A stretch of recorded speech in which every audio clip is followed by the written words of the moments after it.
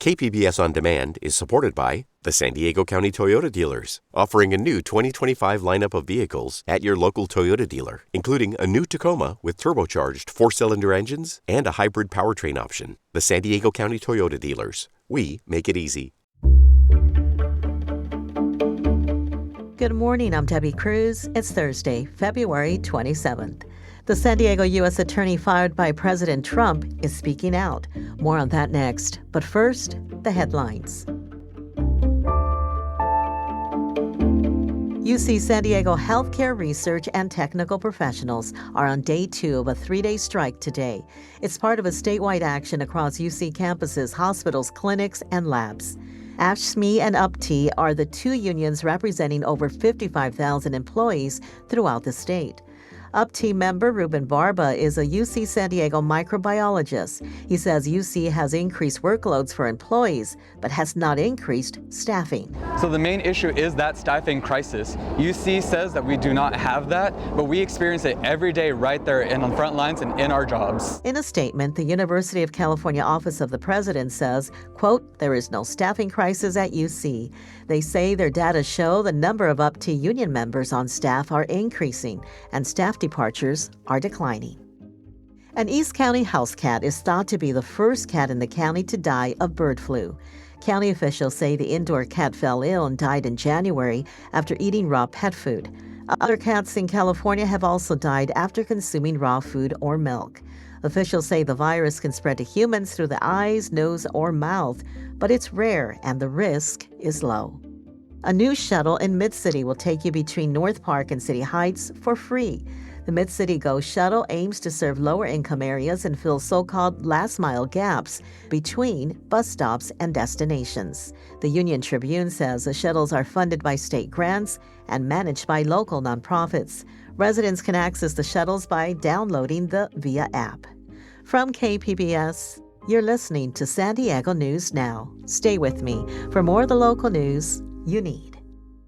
KPBS On Demand is supported by Paint Care, offering households and businesses in California more than 800 leftover paint drop-off sites for recycling. Quantities of 100-plus gallons of paint may qualify for a large volume pickup. Learn more at paintcare.org.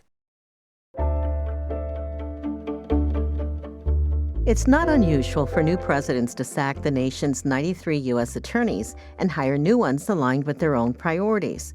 San Diego U.S. Attorney Tara McGrath was one of them, but she told Public Matters reporter Amita Sharma that the Trump administration shift is so dramatic that public safety is at risk. I'm concerned about public safety and the changes that are occurring within the Department of Justice. And I'm also concerned about the way that federal public servants are being demonized and demoralized in the public discourse. You left on February 12th. Give me a sense of what life has been like for federal prosecutors in the San Diego U.S. Attorney's Office in the few weeks before you left. I have worked for, I think, 8 attorneys general, and I've worked for Republican administrations and Democratic administrations. And I have never seen anything like the shift in the culture and temperature in the office in all of the years that I have worked for the Department of Justice.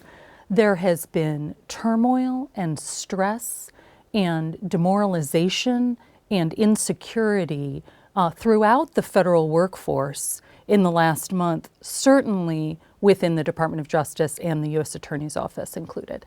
And what specifically is causing that turmoil? Oh, it's not the change. People are used to change. We're used to working for one administration and then another. It's the shift in rhetoric about the lack of respect and appreciation for what federal employees do.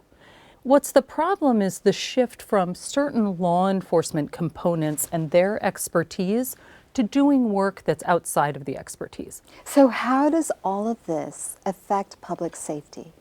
Public safety is impacted, I think, primarily in this region due to the shift in the direction of certain agencies being refocused on immigration enforcement. It's the movement of agencies like FBI, who normally are focused on domestic terrorism responding to guardian complaints. A guardian complaint is when a teacher is concerned about how a student's behaving, or a neighbor is worried that their next door neighbor is spending too much time in his garage or making weird statements, and they report that information to the FBI, and the FBI generates this information in a guardian complaint. And then they go out and question, does this person have access to guns? Are they trolling on social media sites that could set off alarm bells? That's what a guardian call is. That's what the FBI does. So they are preventing mass shootings? They're preventing mass shootings. They're preventing terrorist attacks. They're preventing hate crimes. And they do that through generating intelligence, and they have an expertise in it, analysts and agents who track this information in our district and across the United States. And they do that day in and day out to keep track of who might be setting off alarm bells, and then they respond.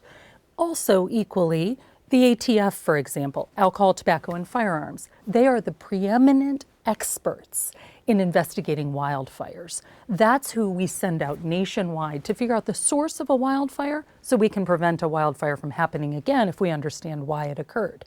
Another example, the Drug Enforcement Administration. They are experts in identifying where a fentanyl dealer might have obtained the fentanyl, tracking it back to the smuggling operation, and then the overseas cartel that funneled that toxic poison into our country. That's what DEA does. So we have these organizations that are specialized in really essential components of what keeps people in this country safe from mass shootings, from ghost guns, from fires, from fentanyl. And now those organizations are devoting significant time to immigration enforcement. Where do you find hope in all of this? Unquestionably, it's in the public servants. They're doing the work because they care about their neighbors and their federal citizens. Where I find hope is in those people, but also in engagement and people paying attention. The turmoil, the demoralization, and the lack of accountability that we have seen in the last month is not what Americans expect or deserve from their government. This is not the norm, and we can't allow ourselves to expect or accept this as the norm. That was former U.S. Attorney Tara McGrath speaking with KPBS's Amita Sharma.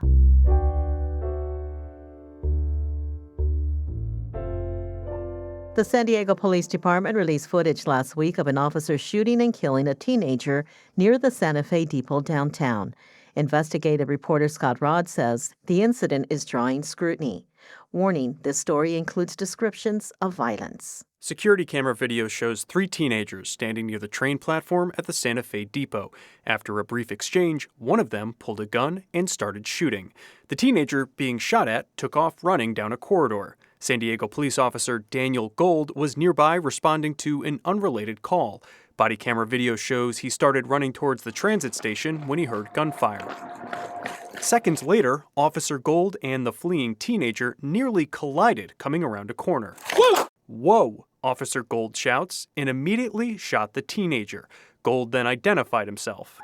San Diego Police! Although the teenager was not holding a gun, officers providing aid found a pistol under his clothes, according to footage released by SDPD. The teenager died from his injuries. In my view, there are serious questions as to whether this shooting was legally justified. Philip Stinson is a professor of criminal justice at Bowling Green State University in Ohio. He says the officer could not have known the teenager had a gun in his waistband, since the exchange happened so fast. Sometimes police officers make the wrong split-second decision. In a statement, San Diego Police Chief Scott Wall said the department is committed to transparency and ensuring a thorough investigation. Scott Rodd, KPBS News. The Department of Government Efficiency, or DOGE, has listed a Social Security office in Carlsbad for a lease termination. The DOGE website says it would save nearly $600,000 over 5 years. But Carlsbad does not have a Social Security office. There is one in Oceanside, just on the other side of the Carlsbad city limits. KPBS talked to staffers there yesterday, and they said they don't know about any plant closure or lease termination. The office is in Congressman Mike Levin's district. He says he's been trying to get answers. And so it's just more questions. And it tells me one of two things. Either it's really Keystone cops, like really incompetent, or there's news to come. And I don't know which it is. DOGE has an automated AI account on X, and it posted a response to Levin's concerns. DOGE AI said the Carlsbad closure is a smart move, cutting bloat and saving taxpayer dollars, and added that critics are just protecting inefficiency. We all know COVID threw schools into chaos. In our next Why It Matters segment, Voice of San Diego's Jacob McWhinney says it's still having an impact. It's clear that COVID negatively impacted most schools in San Diego County. We now know that many local schools still haven't recovered. In fact, less than half have shown they're even on the road to recovery. And to be clear, that doesn't mean that schools are performing as well or better than they were before the pandemic. It just means that school performance has been improving over the last 2 years. We have all this information thanks to the Voice of San Diego Parents' Guide to San Diego Schools. Taken all together, the data shows that the shadow of the pandemic is long. Students, families, and the schools that serve them will likely be working for years to come to dig out of the learning loss hole. That's bad news, because the halcyon days of school funding are over. Federal relief packages during COVID that injected billions in funding into schools across the country have ended. San Diego Unified, for example, is grappling with a more than $100 million deficit. And now it and other districts are facing the prospect of having to cut the very services they implemented to try to help kids recover. I'm Jacob McWhinney for Voice of San Diego, and that's why it matters. In water-sparse California, we depend on winter precipitation, but there's a wild card confounding our seasonal forecasts for rain and snow. Reporter Thomas Fudge talks about atmospheric rivers. Atmospheric rivers are jets of skyborne water vapor over the Pacific Ocean. When they arrive in California, our mountains push them upwards and squeeze rain and snow from them. UC San Diego Scripps Institution of Oceanography has some new research, and it shows atmospheric rivers can make our winter forecasts based on La Nina and El Nino practically obsolete. Forecasts of a La Nina winter when ocean waters are cold say it'll be a dry winter. But meteorologist Alexander Gershinoff at Scripps says in the 21st century, strong atmospheric rivers have turned many La Nina predictions upside down. Like 2023, a La Nina winter that nonetheless brought record snowfall to the Sierra Nevada. There are certain storms that don't care about El Nino or La Nina, and the atmospheric rivers are those storms. When atmospheric rivers are strong, they can make up 60% of California's annual precipitation. Thomas Fudge, KPBS News.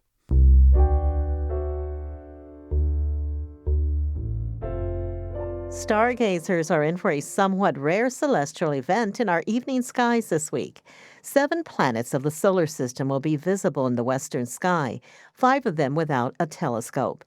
Lisa Will is the resident astronomer at the Fleet Science Center and a professor at San Diego City College. Astronomical events in the sky are communal events. I think we saw that over the last couple of years with the partial solar eclipses that we were so lucky to see here in San Diego, that there's something very human about being under the stars and looking up at the sky. She says Venus will be the brightest planet in the sky, but Mercury, Mars, Saturn, and Jupiter will all appear just after sunset. For Uranus and Neptune, you're going to need a backyard telescope or a good pair of binoculars. Will says the best time to see all the planets will be Friday evening. That's it for the podcast today. As always, you can find more San Diego news online at kpbs.org. For your next listen, tune in to the Midday Edition podcast this afternoon. Today is their weekly arts and culture show. I'm Debbie Cruz. Thanks for listening and have a great Thursday.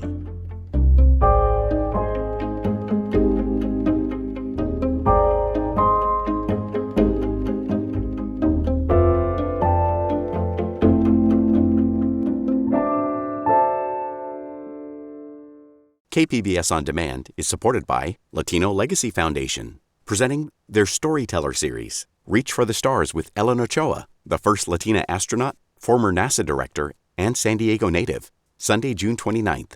More at LatinoLegacyFoundation.org.